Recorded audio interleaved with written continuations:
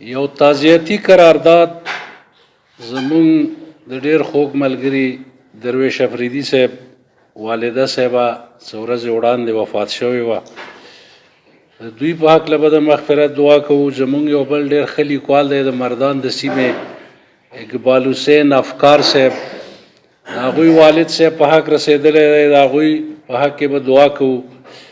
د پښتو یو ډېر ښه او ستر شاعر، ناول نگار، افسانه نگار او خاص کر د سندرې په دنیا کې د غره لمنه کې شپون کیا شپېلی غږوه، زما خوا ساده ساده لاليه شپېلی غږوه.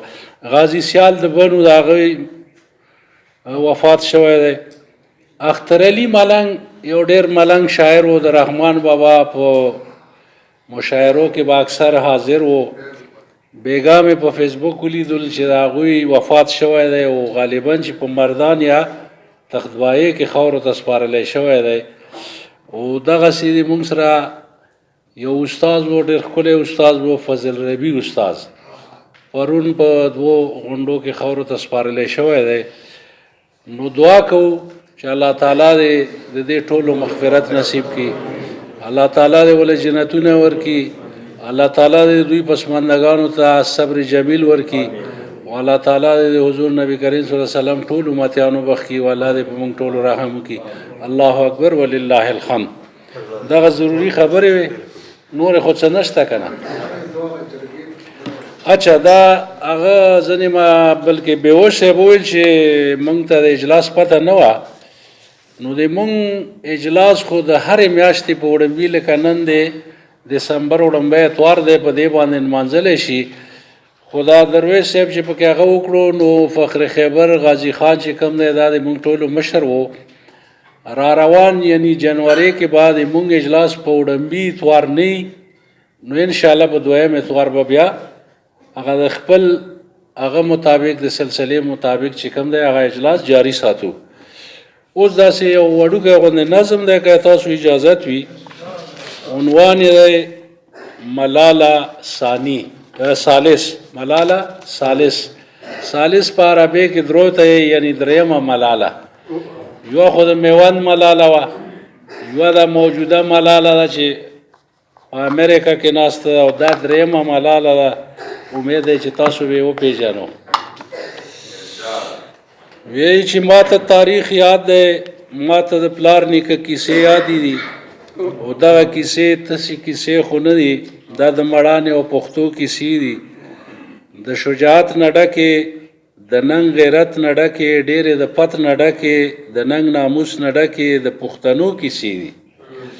د پیروخان د ازادۍ کیسې دي، د روښانیانو لیونۍ کیسې دي، د میرویس خان او دریا خان کیسې دي، د ایمل خان او خوشحال خان کیسې دي، د باچا خان کیسې دي، د تاترې کیسې دي، بیا د کړپې کیسې دي، د ابدالي د شجاعت کیسې دي، د پانیپت کیسې دي.